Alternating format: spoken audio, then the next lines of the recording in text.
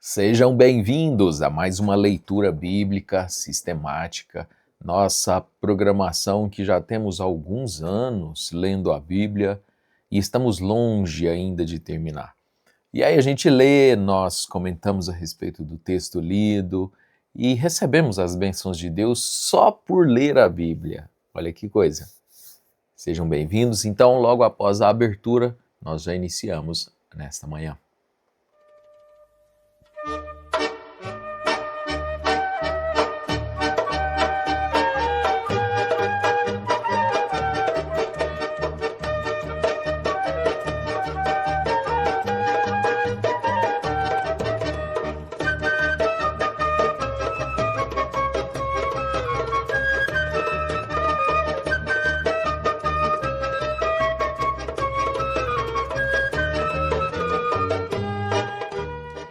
Nós estamos lendo no segundo livro de Samuel, capítulo 17, leremos hoje a partir do verso 15.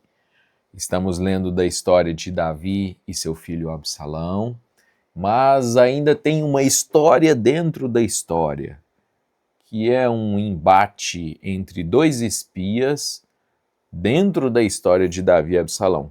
E os dois espias são Aitofel, que ficava ao lado a favor de Absalão, e Uzai, que estava ao lado de Absalão, mas a favor de Davi. E essa é a história que nós estamos lendo. Nós vamos ler hoje a partir do verso de número 15, com o título A Advertência de Uzai salva Davi. Vamos ler? E disse Uzai a Zadok e a Abiatar, sacerdotes: Assim aconselhou Aitofel a Absalão e aos anciãos de Israel, porém assim aconselhei eu. Agora, pois, enviai apressadamente e avisai a Davi, dizendo: Não passes esta noite nas campinas do deserto, logo também passa ao outro lado, para que o rei e todo o povo que com ele está não seja devorado.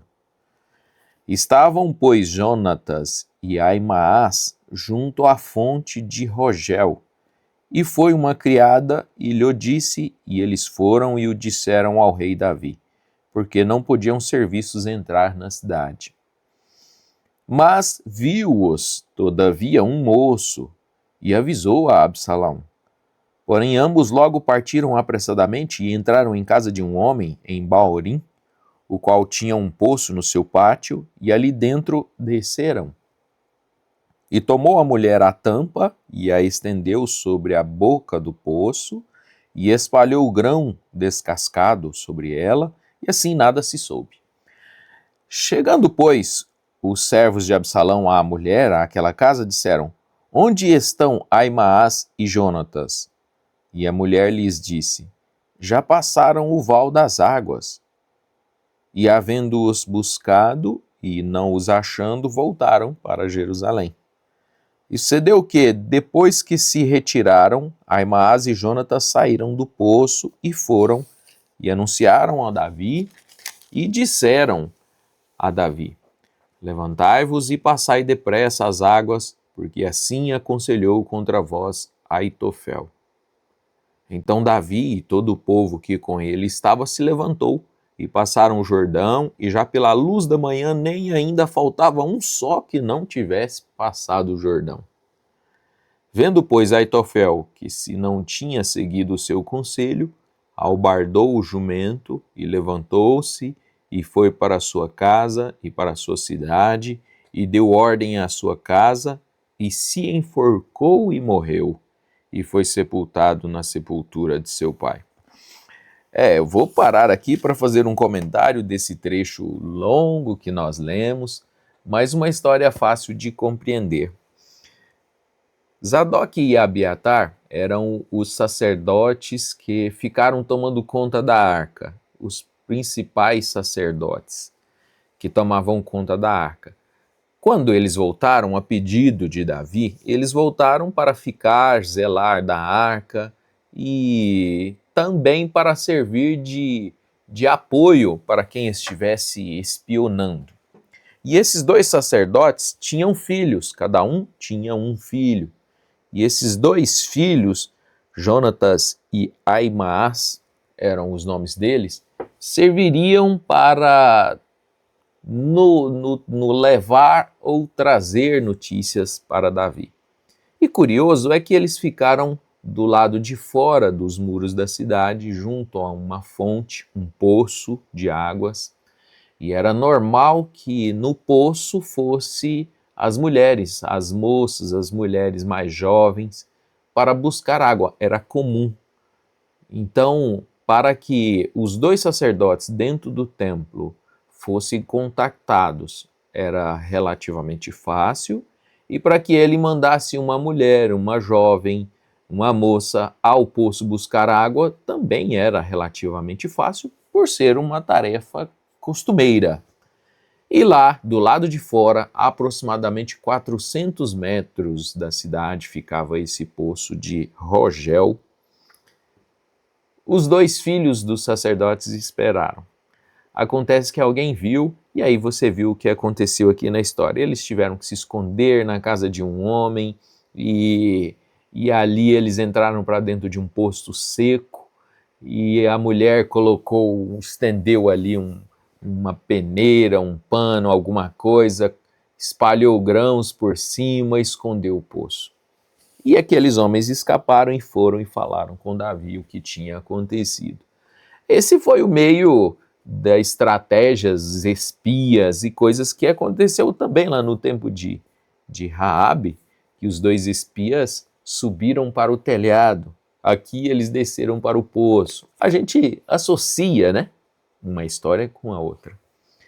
O certo é que eles aconselharam a Davi e disseram: o que foi falado lá foi isso, então passa o Jordão, porque eles não querem guerra, eles querem matar apenas o rei, e então todo o povo vai voltar-se para Absalão, uma vez que não tem mais como voltar a Davi. E aí Davi acatou, todo o povo atravessou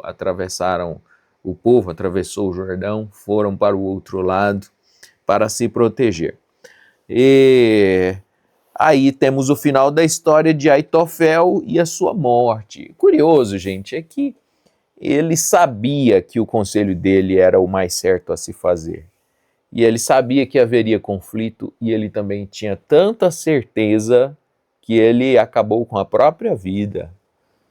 Tanta certeza que Davi venceria no conflito, que Absalão não tinha chance naquela guerra.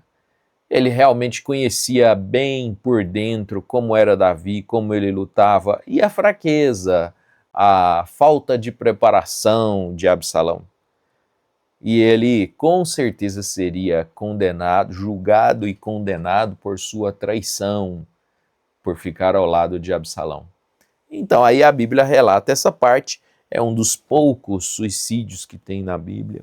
Aqui está a história dele, terminou de uma maneira, perdeu toda a honra, toda a glória, perdeu todo o conceito que ele criou durante anos, ele perdeu dentro de poucos dias, dentro de pouco tempo, por causa de posicionamento errado. Todo Israel tinha ele com bons olhos, via com bons olhos, mas agora ele perdeu tudo aquilo, inclusive a própria vida. Vamos agora à continuação da leitura. Absalão persegue Davi. Pelo título você já dá um sentimento negativo, né? Absalão, filho, persegue o pai. É triste ler isso, né? Vamos ver. E Davi foi a Manaim, e Absalão passou o Jordão, ele e todo homem de Israel com ele. Todo homem de Israel estava com Absalão, juntou-os para a guerra. E Absalão constituiu a Amasa em lugar de Joabe sobre o arraial. E era Amasa filho de um homem cujo nome era Itra, o israelita, o qual possuía a Abigail, filha de Naás, irmã de Zeruia, mãe de Joabe. Israel, pois, e Absalão acamparam na terra de Gileade. Bem, eles também foram atrás, porque agora a urgência de Absalão era lutar contra Davi, acabar com Davi. A urgência que ele tinha para concentrar o reinado na sua mão foi isso. E ele juntou todo Israel, colocou um capitão, elegeu um capitão, um comandante no lugar de Joabe, pois Joabe havia fugido junto com Davi, né? E esse Amasa, ele vai ter ainda uma história dele, algo em torno dele e de Joabe lá na frente. Eles eram primos. E no caso Amasa era sobrinho de Davi, ele era filho da irmã de Davi. Então, e primo, se ele era sobrinho de Davi e primo de Joabe, também era primo de Absalão, pois estava tudo em família, né? Então ele era primo de Absalão. Absalão colocou como comandante um seu primo. Vamos ler ainda o final do capítulo. E sucedeu que, chegando Davi a Maanaim, Sobi, filho de Naás, de Rabá, dos filhos de Amon, e Maquir, filho de Amiel, de Lodebar, e Barzilai, o gileadita, de Rogelim. Tomaram camas e bacias e vasilhas de barro, e trigo e cevada e farinha, e grão tostado, e favas, e lentilhas também torradas, e mel, e manteiga, e ovelhas, e queijos de vacas, e os trouxeram a Davi, e ao povo que com ele estava, para comerem, porque disseram: este povo no deserto está faminto, cansado e sedento. Então 3 homens, lá na terra da fuga de Davi, Davi agora está fugindo mais uma vez. Começou a vida fugindo e agora está fugindo de novo. Mas lá na terra de sua fuga, 3 homens deram apoio para ele. E esses 3 homens ficou registrado o nome dele na escritura, ainda que a gente passe rapidamente por esses nomes, mas aqui ficou guardado: Sobi, filho de Naás, e Maquir, filho de Amiel, de Lodebar, e Barzilai, o gileadita de Rogelim. E a mensagem mais bonita, irmãos, que eu tomei aqui, lendo as referências que eu quero citar, foi justamente sobre os 3 homens que ajudaram Davi. Vou lembrar vocês de uma história que nós lemos recentemente, de quando um rei morreu, e ele era amigo de Davi, um rei amonita. E Davi mandou uns homens para estender dar os seus pêsames para o filho, que agora era o rei no lugar.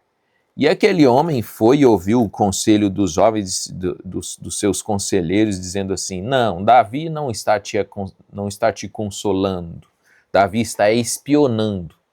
E aí aquele homem foi e humilhou aqueles rapazes que foram lá apenas para lhe dar um abraço, vamos falar assim, para consolar ele.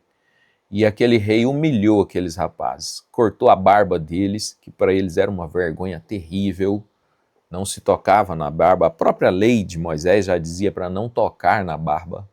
Então cortou as barbas deles, cortou os vestidos deles, até mostrar as suas partes íntimas, e soltou aqueles homens de volta para Israel e humilhou daquela maneira.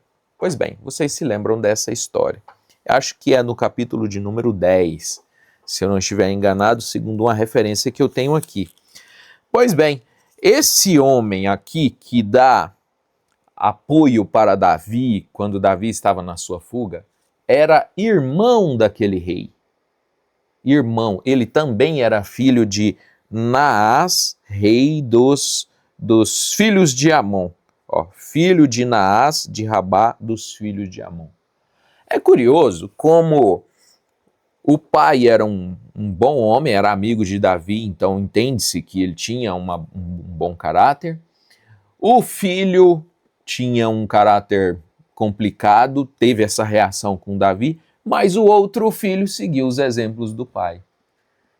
Tão bom exemplo que chegou a estender as mãos para Davi e ajudar a dar desses produtos, dessas coisas que eles precisavam, lentilhas, favas, mel, manteiga, ovelha, queijo, todas essas coisas. Ele ajudou nisso. E é curioso como algumas pessoas são eleitas para causar mal e outras pessoas nascidas do mesmo pai são eleitas para fazer bem. Não dá para entender assim bem. Parece que Deus realmente elege, escolhe pessoas por sua escolha apenas, por graça, por misericórdia, e Ele nos escolheu. Simplesmente te escolheu para ser um filho, sem que nós tenhamos feito bem ou mal. Então há muito o que pensar lendo a história e ver que esse homem desconhecido chamado Sobi estendesse a mão para Davi. Claro que isso não ficaria sem recompensas. Como agora nós temos Maquir, filho de Amiel de Lodebar. Falamos dele também agora recentemente, lendo na Bíblia. O texto é capítulo 9, verso 4. Sabe quem era esse Maquir? Foi quem cuidou de um filho aleijado de Saul, neto de Saul, que não era filho, né? Isbosete, não, Mefibosete, era filho de Saul. Cuidou daquele homem, quando ele fugiu, pensou assim, Davi agora é rei, vai matar todos os filhos, e ele fugiu, ele era deficiente dos pés, e esse homem, Maquir, lá onde ele estava, cuidou do filho de Saul. E quando Davi mandou chamar o filho de Saul, e ele veio à sua presença, e Davi fez benevolência para com o filho de Davi, eu penso que Maquir ficou pensando, bem, se o rei está fazendo beneficência para um homem que eu ajudei a criar, então ele é um homem de bom caráter. Olha o pensamento desse Maquir. Ele estava cuidando, ao longo de sua vida, foi cuidar de um menino deficiente, que era filho do rei. Cuidar, deu proteção, deu casa e deu comida. E aí, quando o rei manda buscar aquele homem que ele criou dentro de casa, como talvez até como um filho, ele certamente ficou de olho para ver o que ia acontecer com aquele menino que ele criou, daquele moço deficiente. E Davi fez beneficência. E quando Davi fez beneficência com aquele moço aleijado, alcançou graça com Maquir, pois ele certamente tinha um apego com o filho de Saul. Pois bem, esse foi o segundo homem que a Bíblia menciona que foi ajudar Davi. De novo, o que Davi fez retornou agora para ele. O bem que Davi fez para Mefibosete, ou Mefibosete, agora retorna quando ele está em angústia, em fuga, em necessidade. Retornou pelas mãos de Maquir. Vamos para um terceiro homem? O terceiro homem que foi ajudar, Barzilai, o gileadita de Rogelim. A gente, ao ler as histórias, passa a gostar dessas pessoas.